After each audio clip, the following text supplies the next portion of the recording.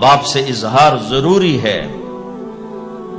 یہ سارے وہ رشتے ہیں جن کو میرے نبی نے قرآن سنو ماں باپ کے لیے وَخْفِضْ لَهُمَا جَنَاحَ الذُّلِّ مِنَ الرَّحْمَةِ وَقُلْ رَبِّ ارْحَمْهُمَا كَمَا رَبَّيَانِي صَغِيرًا. ہاں ماں باپ کے لیے اپنے پر پھیلا دو، پر بچھا دو. کیوں بھائی؟ انسان کے پر ہوتے ہیں یا بازو ہوتے ہیں؟ کیوں نہیں بولو بھائی؟ باجو، تمہاری گجراتی میں بولو باجو. باجو ہوتے ہیں نا، پر تو نہیں ہوتے نا. لیکن اللہ کہہ رہا پر بچھا دو، اپنے ماں باپ کے لیے پر بچھا دو. پر بچھانے کا کیا مطلب؟ میں بتایا کرتا ہوں کہ اس آیت کو کسی تفسیر سے میں نہیں سمجھا، نہ کوئی تفسیر والا یہ تفسیر کی طرف جائے گا. یہ جو میرا کالج کا ایک دور ہے، ایک تبلیغ کا دور ہے. کالج دور میں جب ہمارے گاؤں کے قریب دریائے راوی ہے، اس کے کنارے جنگل تھا بہت بڑا، اس میں ہم شکار کھیلنے جاتے تھے. ایک ایک ہفتہ جنگل میں پڑے رہتے تھے، تو ساتھ کھانے کا سامان، ساتھ سارے حشم خدم، اور ایک ایک ہفتہ ہم شکار کھاتے. تو وہ تیتر کو لگتا تھا نا چھرا، وہ چھرے لگتے تھے تو گرتا تھا، تو یوں اس کے پر یوں ہو جاتے تھے.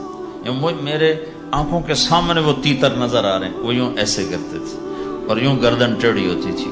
اور اس کا مطلب یہ ہوتا تھا کہ اب میں تیرے بس میں ہوں، ذبح کر یا چھوڑ دے، میرا بس ختم ہو چکا. تو آئے ہائے ہائے، قربان جاؤں قرآن کی خوبصورتی پر. میرا رب کہتا ہے اپنے پروں کو بچھا دے ماں باپ کے آگے، جیسے زخمی پرندہ تیرے آگے بچھ جاتا ہے کہ ذبح کر دو صاحب، بھون کے کھا یا کباب بنا کے کھا، اب تیرے حوالے ہوں. ایسے ہی ماں باپ کے آگے یوں ہو جا. کیا خوبصورت تعبیر کی ہے. لا تقل لهما اف، اون بھی نہ کر. آپ نے فرمایا کاش میرے والدین ہوتے. تمنا کی. 2 مہینے کے تھے ماں کے پیٹ میں تو باپ کا انتقال ہو گیا، یا اور نہیں تو میری ماں تو ہوتی، میری ماں تو ہوتی.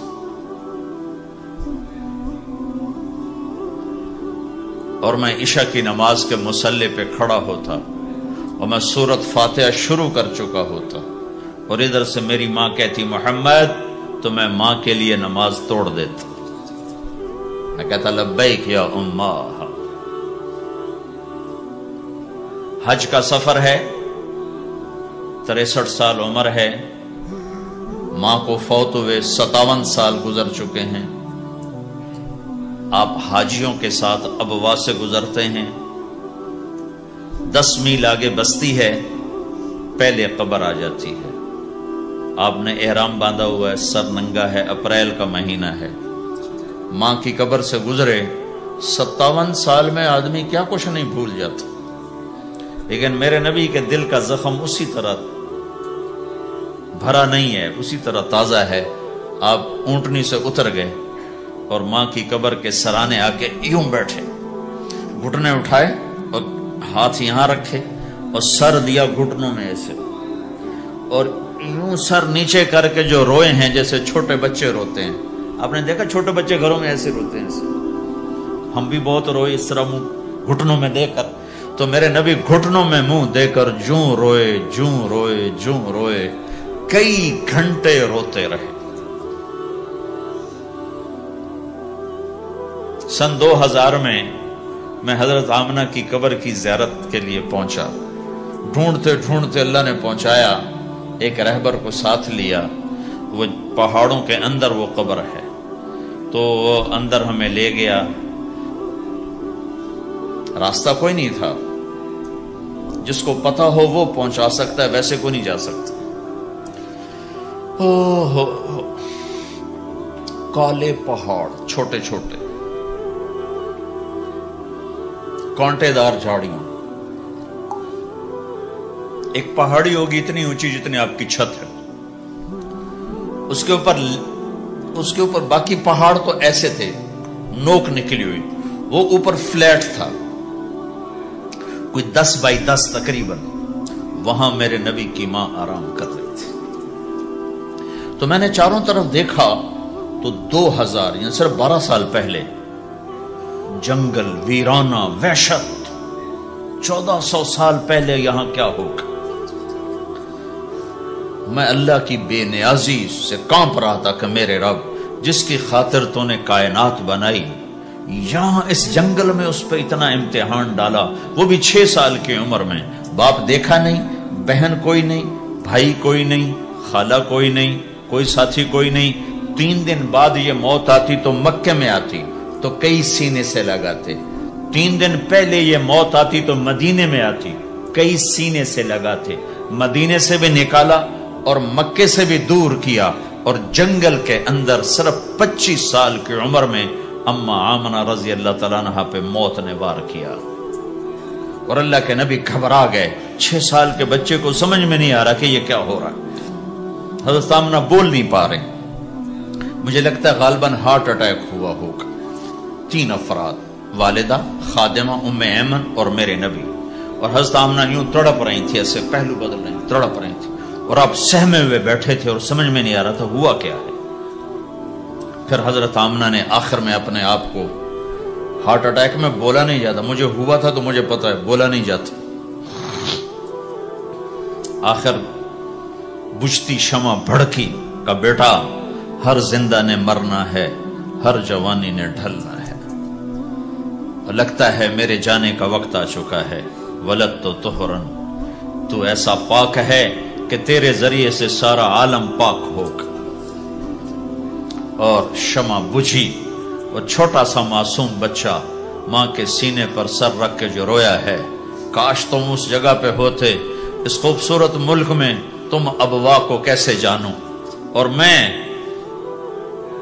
تمہیں کیسے بتاؤں۔ میں ہزاروں دفعہ یہ قصہ سنا چکا ہوں، مجھے ہر دفعہ رونا آتا ہے کہ میں وہاں اپنے آپ کو محسوس کرتا ہوں کہ ہائے یہاں اس جگہ اتنا بڑا امتحان، اور صرف 6 برس کا،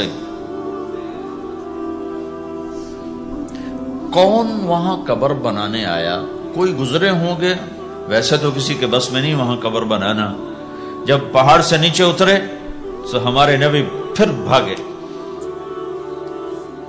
جب ام ایمن اوپر پہنچی ہیں تو کیا منظر تھا کہ ابوا کے پہاڑ بھی روئے اور زمین آسمان بھی روئے اور ہر پتھر رویا کہ 6 سال کا معصوم بچہ 2 جہان کا سردار ہے، جنت کا چابی بردار ہے، اللہ کا جھنڈا ان کے ہاتھ میں ہوگا، شفاعت ان کی کہ طفیل حساب ہوگا، ان کی شفاعت کے ساتھ پل پار ہوگا، ان کے صدقے جنت کا دروازہ کھلے گا، ان کے صدقے جنت میں داخلہ ہوگا، ان کے صدقے گناہوں کی معافی ہوگی۔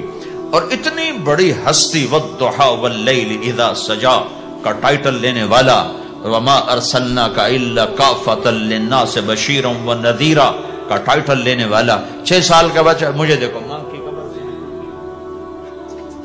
ماں کی قبر کو سینے سے لگایا ہوا تھا اور اس کے اوپر لیٹے ہوئے تھے۔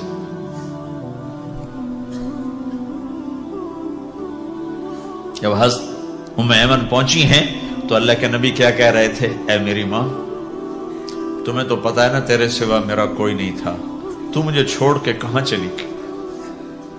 تیرے بغیر کہاں جاؤں گا؟ میرا کون ہے اب تیرے سوا؟ ام ایمن نے اٹھایا کہ مجھے چھوڑ دو، میں کہیں نہیں جاؤں گا، میں اپنی ماں کے سوا کہیں نہیں جاؤں گا۔ کھینچ کے اٹھایا، نیچے لائیں، اونٹنی پہ بٹھایا، 3 راتیں مسلسل روتے روتے یہ سفر ہوا۔ ہائے ہائے، کوئی آنسوں کو، آگے کوئی خالہ نہیں بیٹھی، باپ بھی نہیں بیٹھا ہوا، بھائی بھی کوئی نہیں، بہن بھی کوئی نہیں ہے، کوئی نہیں جس کے گود میں سر رکھ کے اب یہ بچہ سوئے گا۔ تنہائیوں کے ساتھ اب بسیرا ہے۔ تو میرے نبی کا کھانا پینا چھوٹ گیا، کچھ نہیں کھاتے تھے، سارا دن زمزم کے پانی کے چند گھونٹ پیتے تھے اور تنہا بیٹھے رہتے تھے۔ تو اس پر آپ نے یہ کہا کاش میری ماں ہوتی تو میں ایسی خدمت کرتا کہ اس کے پیچھے نماز بھی توڑ دیتا۔ ماں باپ کا ایک مقام ہے جو دین بتاتا ہے بھائی، صرف پیسہ ہی بنانا سب کچھ نہیں ہے، اور بھی دکھ ہیں زمانے میں محبت کے سوا، راحتیں اور بھی ہیں وصل کی راحت کے سوا۔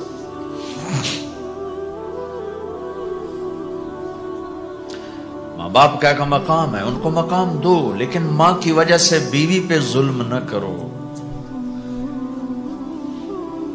بیوی کے عشق میں ماں پہ زیادتی نہ کرو۔ یہ گھر کی معاشرت ہے، یہ گھر کی زندگی ہے۔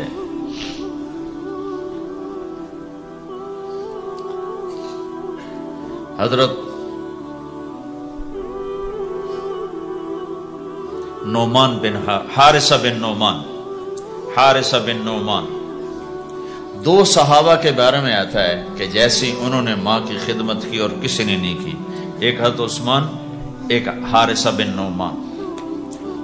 حارثہ بن نعمان کے بارے میں تو آپ نے کہا میں جنت میں گیا تو میں نے قرآن کی تلاوت سنی، تو میں نے کہا یہ کون تلاوت کر رہا ہے؟ کہا جی حارثہ۔ کہا حارثہ تو مدینے بیٹھا ہے، یہاں تلاوت کیسے؟ تمہیں سنانے کے لیے کتنا بڑا سپیکر لگا ہوا ہے، اس ساتویں آسمان پر جنت ہے۔